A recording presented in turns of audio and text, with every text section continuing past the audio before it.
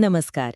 आज हम चार्ल्स डुहिग की द पावर ऑफ हैबिट के जो मुख्य विचार हैं उन पर आधारित एक प्रस्तुति की समीक्षा कर रहे हैं।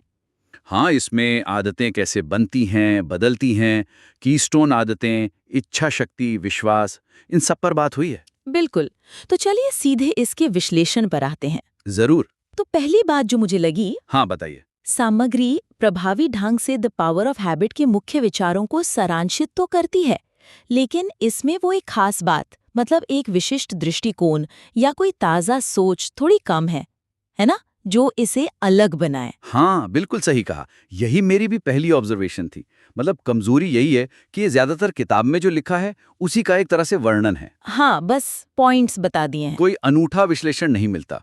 और ना ही ऐसा लगता है कि इसे किसी खास ग्रुप के लिए, जैसे मान लीजिए भारत में पढ़ने वालों के लिए तैयार किया गया है। सही। जानकारी तो है, इसमें कोई शक नहीं, पर पढ़ने वाले को शायद ये न लगे कि अच्छा, ये मेरे लिए क्यों जरूरी है, या इससे मुझे क्या नया सोचने को मिला। हाँ, वो कनेक्शन मिसिंग है, थोड़ा से जेनेरिक या सतह पर लगता है। बिल्कुल, जैसे बस जानकारी दे दी, पर उसे पाठक के जीवन से जोड़ने वाला जो पुल होता है, वो शायद थोड़ा कमजोर है। एकदम सही।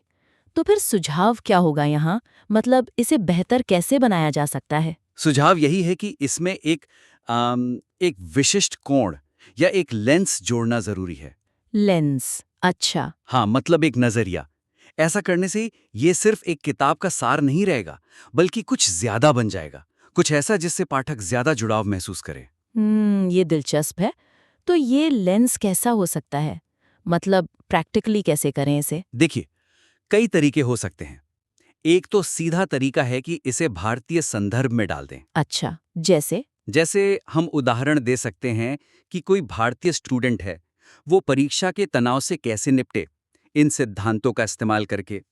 या फिर कोई वर्किंग प्रोफेशनल है, वो ऑफिस की जो चुनौतियां होती हैं, टाइम मैनेजमेंट हो गया या मीटिंग्स की थकान, हाँ हाँ, बिल्कुल। उनको इन आदतों के जरिए कैसे बेहतर बना सकता है। जब उदाहरण अपने आसपास के माहौल से होते हैं, तो बातें ज्यादा ठोस लगती हैं। ये बात तो है। लोकलाइजेशन से चीजें ज्यादा असरदार हो जाती हैं, पाठक खुद को देख पाता है उन स्थितियों में। बिल्कुल।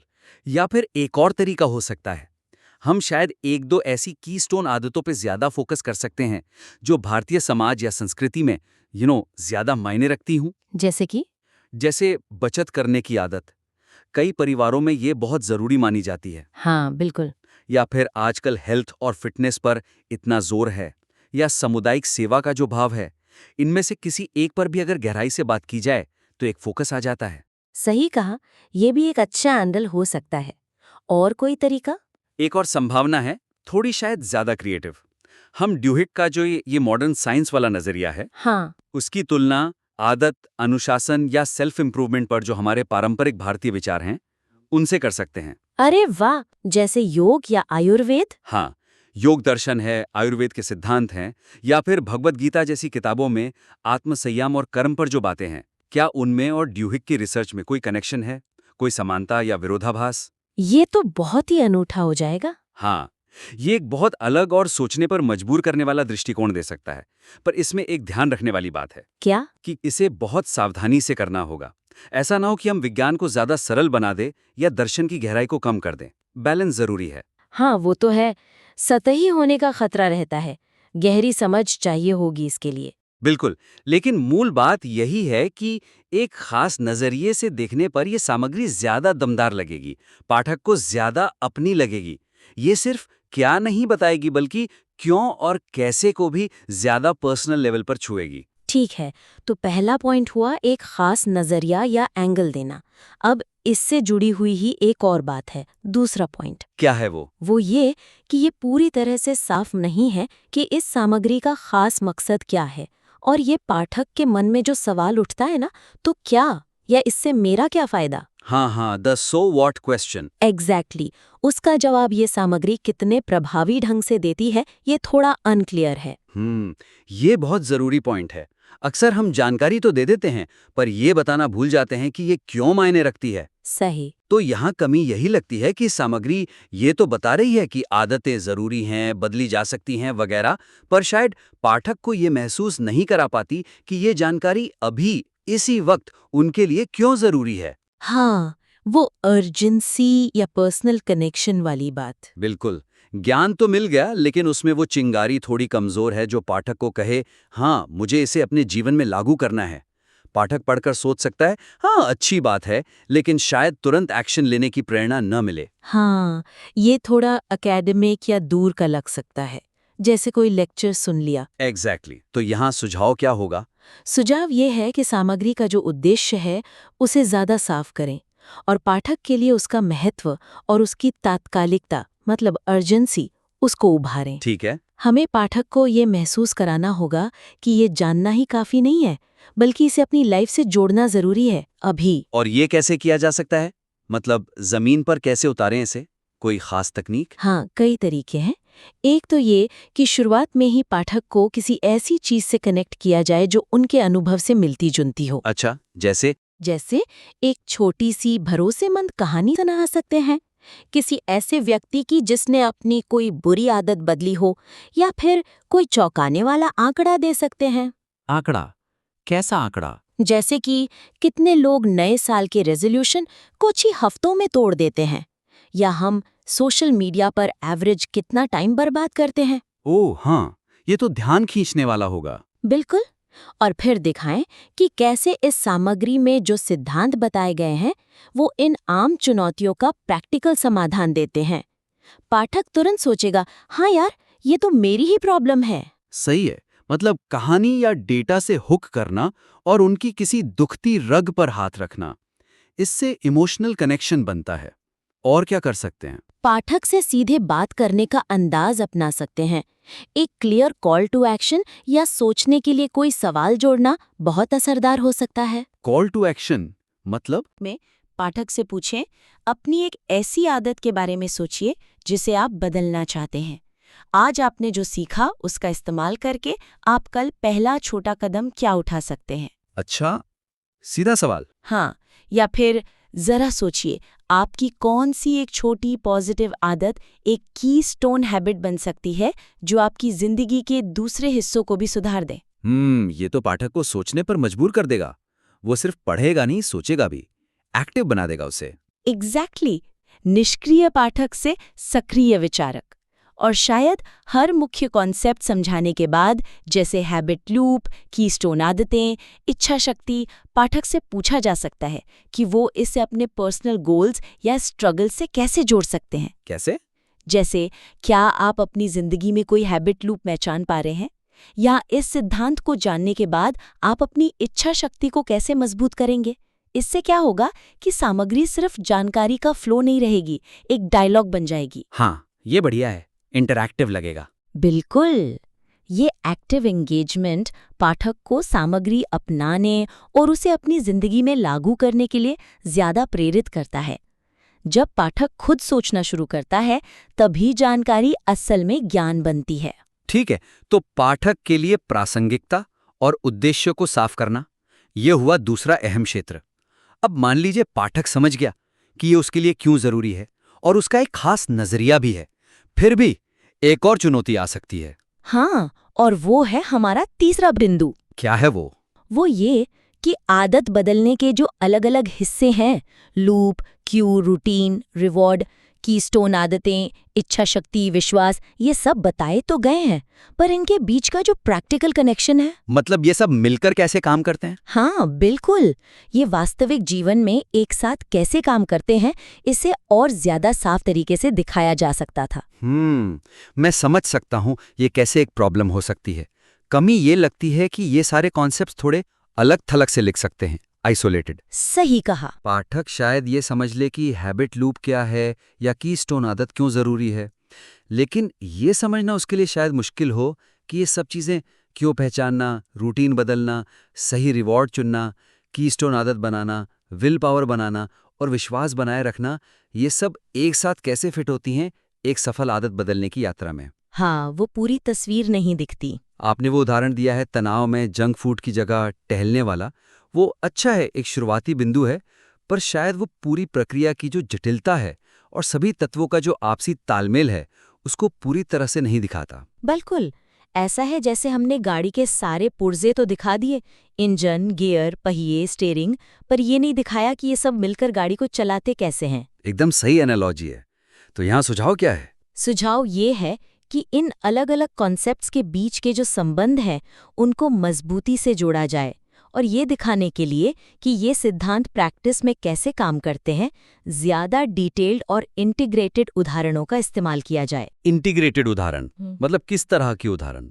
एक बहुत कारगर तरीका हो सकता है एक छोटी सी केस स्टडी या एक काल्पनिक सिनारियो बनाना। अच्छा। सोचिए, हम राहुल नाम के काल्पनिक व्यक्ति की कहानी बना सकते हैं। मान लीजिए राहुल रोज शाम को ऑफिस से आकर घंटों नेटफ्लिक्स देखता है। ये उसकी पुरानी आदत है। ठीक है। और अब वो रोज एक्सरसाइज करना चाहता है। ये नई आदत है। तो हम दिखा सकते हैं कि कैसे राहुल ने पहले पहचाना कि उसका क्यू है घर लौटने पर थकान महसूस करना। पुरानी रूटीन है सोफे पर बैठकर नेटफ्लिक्स चालू करना, और रिवॉर्ड है आराम और मनोरंजन। ठीक है, ये तो हैबिट लूप हो गया। हाँ, फिर दिखाएं कि कैसे उसने नई रूटीन शुरू की। मान लीजिए 15 मिनट तेज चलना, और उसने पाया कि इससे भी उसे आराम और ताजगी मिलती है। ये नया रिवॉर्ड हुआ। ओके, तो इसमें बाकी चीजें कैसे जुड़ेंगी? कीस्टोन, इच्छा शक्ति, विश्वास। हाँ, यहीं पर कहानी आगे बढ़ेगी। हम दिखा सकते हैं कि कैसे कुछ हफ्तों तक रोज टहलना राहुल के लिए एक कीस्टोन आदत बन गया। कैसे? उसका मूड बेहतर रहने लगा, रात को नींद अच्छी आने लगी, वो खाने पर भी ध्यान देने लगा। ये सब टहलने के साइड इफेक्ट्स हुए। अच्छा। फिर हम बता सकते हैं कि शुरुआती दिनों में उसे इच्छा शक्ति की जरूरत पड़ी, खासकर जब बारिश हो रही थी या वो बहुत थका हुआ था, तब खुद को पुश करना पड़ा। हाँ, विल पावर तो चाहिए ही शुरू में। और फिर विश्वास वाला एंगल, जब उसने देखा कि उसका वजन कम हो रहा है और वो ज्यादा एनर्जेटिक महसूस कर रहा है, तो उसका विश्वास बढ़ा कि हाँ, मैं ये कर सकता हूँ। शायद उसने किसी दोस्त को भी साथ में वॉक करने के लिए मना लिया, जिससे उसे सोशल सपोर्ट मिला। इस तरह की एक कहानी सारे धागों को एक साथ बुन देगी। हाँ, ये वाकई बहुत प्रैक्टिकल लगता है। एक कहानी के जरिए पाठक पूरी प्रोसेस को जीता हुआ महसूस करेगा। ये सिर्फ थ्योरी नहीं रहेगी। बिल्कुल। या फिर जैसा आपने पहले कहा, जो मौजूदा उदाहरण है तनाव में टहलना, उसी को और विस्तार दे सकते हैं। हाँ, बिल्कुल, हम उसी उदाहरण को लेकर उसमें परतें जोड़ सकते हैं। कैसे? बता सकते हैं कि तनाव क्यों पहले जंक फूड की तरफ ले जाता था, जिससे थोड़ी देर की राहत या रिवॉर्ड मिलती थी, पर बाद में गिल्ट होता था। फिर उस व्यक्ति ने सोच समझकर टहलने, नई रूटीन का ऑप्शन चुना, जिससे भी तनाव कम हुआ और एंडोर्फिन रिलीज हुए, शायद बेहतर रिवॉर्ड। ठीक है।